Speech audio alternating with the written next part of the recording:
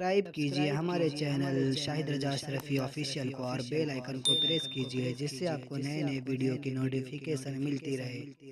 تو ناظرین السلام علیکم ورحمۃ اللہ وبرکاتہ۔ آج کا بیان بہت خاص بیان ہونے والا ہے حضرت مفتی سلمان اظہری کا کہ روزہ کن کن چیزوں سے ٹوٹ جاتا ہے اور ہمیں کن کن کاموں سے احتیاط کرنی چاہیے۔ تو پورا بیان ضرور سنیں اور اس پر عمل بھی کریں۔ تو چلیے بیان شروع کریں۔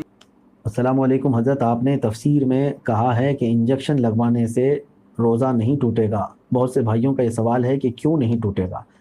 میرے عزیزو، اس کے لیے قانون شریعت نے بنایا ہے کہ روزہ کن چیزوں سے ٹوٹتا ہے۔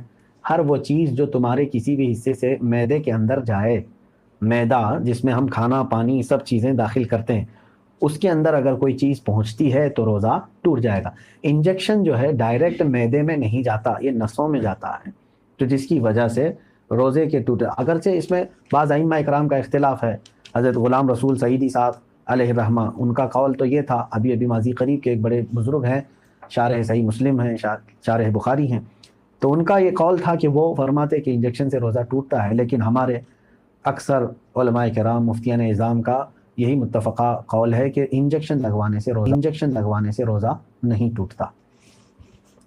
اب میں نے وہ بتایا ہے کہ منفذ یعنی وہ راستہ جو معدے تک لے جاتا ہے، معدے تک داخل ہونے تک کی کوئی چیز ہے تو اس سے روزہ ٹوٹ جاتا ہے۔ کوئی دوست یا احباب جو غریب ہے اسے بنا ظاہر کیے صرف دل میں نیت کر کے زکوٰۃ دے سکتے ہیں؟ بالکل دے سکتے ہیں۔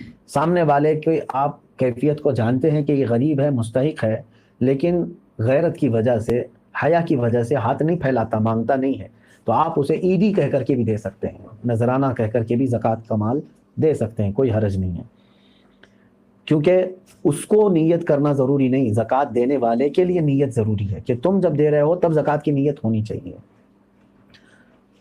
میرے پڑوسی کو سائنس کا مسئلہ ہے تو کیا وہ روزہ رکھ سکتے ہیں؟ سائنس جہاں تک میں جانتا ہوں یہ ناک کی بیماری کو کہہ رہے ہیں، یعنی یہی ہوگا میرے خیال سے، اسی کو کہہ رہے ہوں گے، سانس لینے میں تکلیف ہو رہی ہو، تو ایسی کوئی تو یہ روزے کے معنی چیز نہیں ہے، انہیں روزہ رکھنا چاہیے۔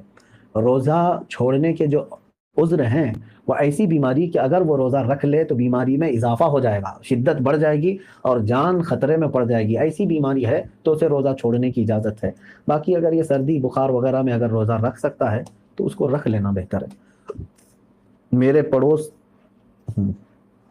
اگر ہمیں یہ پتہ نہیں ہے کہ ہماری کتنی نمازیں قضا ہو چکی ہیں تو اس کو کیسے ادا کرنا ہوگا؟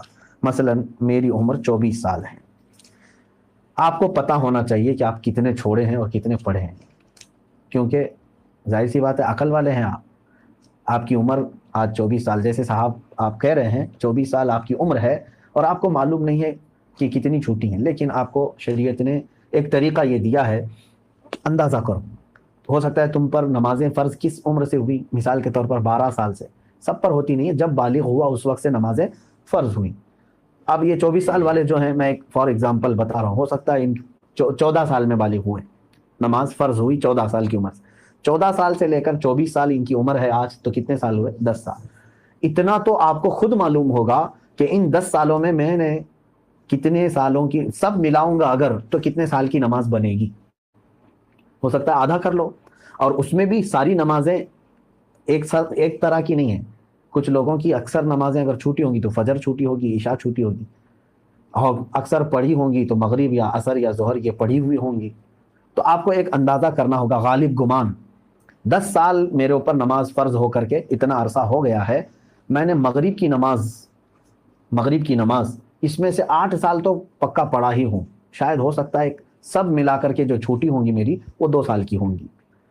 عصر کی نماز اور ظہر کی نماز میرے خیال سے میں نے 6 سال تو پڑھائی ہوں، یعنی پوری ملاؤں گا پوری نمازیں تو وہ 6 سال کی بن سکتی ہیں، 4 سال کی اگر سب چھوٹی ہوئی جمع کروں گا تو 4 سال کی بن سکتی ہیں۔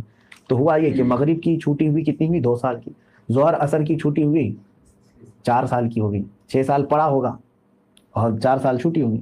اب آتا ہے عشاء کا نمبر اور فجر کا نمبر، تو آپ یہ سوچ لو کہ یہ 10 سالوں کے اندر ہو سکتا ہے 1 سال پوری نمازیں ملا کر کے میں نے فجر پڑھی ہوں گی، 9 سال تو میری فجر باقی ہوگی، اور عشاء کو آدھا کر لو، تو ہر نماز کو آپ کو ایک غالب گمان بنانا پڑے گا۔ اچھا ہے کہ آپ نے 24 سال کی عمر میں سوال کیا ہے، اب 60 سال کی عمر میں مجھ سے سوال ہوتا تو میں اسی انداز سے بتاتا۔ تو اب آپ کو اسی طرح کی نمازیں پڑھنا ہے۔ اب مثال کے طور پر فجر کی آپ نے اندازہ کر لیا 10 سال کے عرصے میں میری کل نمازیں جو چھوٹی ہیں وہ 9 سال کی چھوٹی ہوں گی، میں نے شاید 1 سال کی پڑھی ہوں، یا آپ کے اوپر ہے، میں اگزامپل بتا رہا ہوں۔ تو اب آؤ اس کی شروعات کرنے کے لیے قضا نمازوں کی۔ اب فجر کو پہلے کمپلیٹ کرنا چاہیں اس کو کر سکتے ہیں، ایک ایک نماز کو بھی پکڑ کر کے کرنا چاہیں تو کر سکتے ہیں۔ اب میں نے صبح شام کنٹینیو فجر کی قضا شروع کر دی، دن میں 50 رکعتیں پڑھ لی، 50 رکعتوں کا مطلب ہوا 25 دن کی فجر کی نماز قضا ہو گئی۔ اب اس میں شریعت نے آسانی بھی تمہیں دی ہے، قضا نمازیں صرف اور صرف فرض نمازوں کی قضا ہوگی، کسی بھی سنت اور نفل کی قضا نہیں۔ فجر کی 2 رکعت قضا، ظہر کی 4 رکعت قضا، عصر کی 4 رکعت قضا، مغرب کی 3 قضا، عشاء کی 4 فرض اور 3 وتر کی قضا، کل ملا کر کے کتنی ہوتی ہیں؟ 20 رکعت، 20 رکعتیں دن کی ہوتی ہیں۔ لیکن ابھی میں چل رہا ہوں فجر کی۔ اب ہو سکتا ہے آپ یہ سوال کریں گے کہ میں نیت کیسے کروں، کون سے دن کی، سنیچر کی، اتوار کی، پیر کی، منگل کی، کون سی؟ ظاہر سی بات ہے اب آپ کے پاس اندازہ ہی نہیں ہے کہ کون سے دن کی چھوٹی ہے۔ اس کے لیے بھی شریعت نے یہ چھوٹ دی ہے کہ آپ جب نیت کریں گے یوں نیت کریں، اے اللہ میں اس فجر کی 2 رکعت فرض نماز قضا کی نیت کیا جو میری زندگی میں پہلی چھوٹی ہے۔ کیا نیت کریں گے آپ؟ میں نے اس فجر کی 2 رکعت فرض نماز قضا کی نیت کیا جو میری زندگی میں سب سے پہلے باقی ہے۔ ہر 2 رکعت پہ یہی کہنا ہے آپ کو، کیونکہ جب وہ ادا ہو جائے گی تو جو پہلے ہے وہ آتی جائے گی۔ تو 9 سال کی قضا ہونے تک آپ کو یہی نیت کرنا ہے جو میری زندگی میں پہلی باقی ہے۔ ظہر کی بھی کرنا ہے یہی، میں نے اس ظہر کی 4 رکعت فرض نماز قضا کی نیت کیا جو میری زندگی میں پہلی باقی ہے۔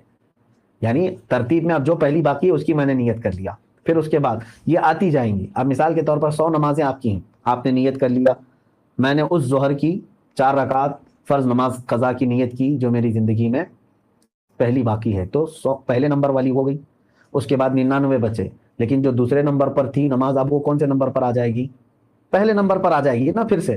تو ہمیشہ یہی نیت کرتا جائے گا جب تک کہ وہ 100 پوری نہ ہو جائے۔ نیت بھی آپ کو سمجھ میں آ گئی قضا کے لیے۔ اب اس میں چھوٹ بھی دی گئی ہے، آپ کو رکعتیں چھوٹی کرنے کا بھی حکم ہے، یعنی اس طرح کے آپ کو مختصر کر سکتے ہیں آپ۔ مثال کے طور پر نماز میں سورہ فاتحہ پڑھا، آپ انا اعطینا اور قل واللہ احد پڑھ رہے ہیں، چھوٹی صورتیں پڑھ رہے ہیں، یہی کنٹینیو چاہے تو ہر رکعت میں پڑھ سکتے ہیں، ہر نماز میں 2 صورتیں پڑھی۔ اور تسبیحات جو ہیں رکوع اور سجدے میں وہ 3 پڑھ رہے ہیں، وہ تو ٹھیک ہے، اتنی مقدار تو آپ کو رکوع اور سجدہ کرنا ہی ہے۔ تھوڑے دنوں پہلے یہ افواہ پھیلی تھی کہ چکن تناول نہیں کرنا چاہیے۔ یہ ایک میرے بیان کو میں نے تفسیر قرآن کے درمیان اس چیز کو عرض کیا تھا، یہ میرا نظریہ ہے میرے عزیزوں، میں نے کوئی حکم نہیں بیان کیا کہ حلال ہے یا حرام ہے۔ پھر سے جس نے سوال کیا ہے میں ان سے گزارش کروں گا غور سے اور ایک بار میرا وہ آڈیو سن لو۔ نقصانات اگر کوئی ڈاکٹر تمہیں بتا رہا ہے تو اس کا مطلب یہ نہیں کہ حرام ہے۔ تمہیں شوگر کی بیماری ہے، ڈاکٹر نے کہا گلاب جامن نہیں کھانا، تو کیا وہ حرام ہو گیا؟ تمہارے لیے اگر میٹھے کو اس نے منع کر دیا ہے تو اس لیے ہے کہ تمہارے لیے طبیعت میں نقصانات بڑھ سکتے ہیں۔ ارے بی پی والوں کو نمک کھانے نہیں دے رہے ہیں، گوشت کھانے نہیں دے رہے ہیں ڈاکٹر، ان ڈاکٹروں کے بارے میں کوئی کچھ نہیں بولے گا، بلکہ وہ کہتے ہیں کہ نہیں وہ صحت کے لیے کہہ رہے ہیں۔ چکن کے لیے میں ہی اتنا متنازع بن گیا ہوں کہ بہت سارے لوگ اس کے میرے متعلق الگ الگ خیالات بھی مجھے بھیج رہے ہیں۔ میرے عزیزو، آپ اگر تحقیق کرنے جاؤ آپ دیکھیں گے امریکہ کی کئی یونیورسٹیاں اور بہت سارے ادارے انہوں نے خود تحقیق کر کے یہ اپنے تحقیقات شائع بھی کی ہیں، اور ہندوستان کے مایہ ناز اخبارات میں بھی یہ خبریں آئی ہیں کہ جو ابھی فارمنگ ہو رہی ہے چکن کی، یہ طریقہ ہانیکارک ہے۔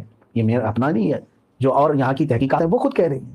تو جہاں ہم کو شک لگ رہا ہے تو میں یہ کہوں گا ہی، اور کچھ نے یہ کہا کہ آپ اس میں کمیونل کر رہے ہیں، مسلمان ہندو الگ۔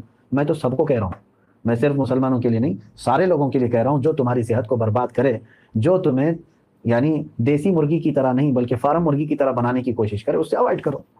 تو ناظرین، ویڈیو اگر اچھی لگی تو ضرور ویڈیو کو لائک کرو، ہمارے چینل پر نئے ہیں تو ضرور سبسکرائب کریں۔ پورے رمضان میں اسی طریقے کی ویڈیو آتی رہیں گے جو آپ کے لیے روزے میں فائدے ہو، اور روزے میں کن حالاتوں سے بچنا چاہیے، کن کاموں سے بچنا چاہیے، کس میں کتنا فائدہ ہوتا ہے، تو اسی طریقے کی ویڈیو آتی رہیں گی۔ تو چلے ملتے ہیں اگلے ویڈیو میں، تب تک کے لیے السلام علیکم ورحمۃ اللہ وبرکاتہ۔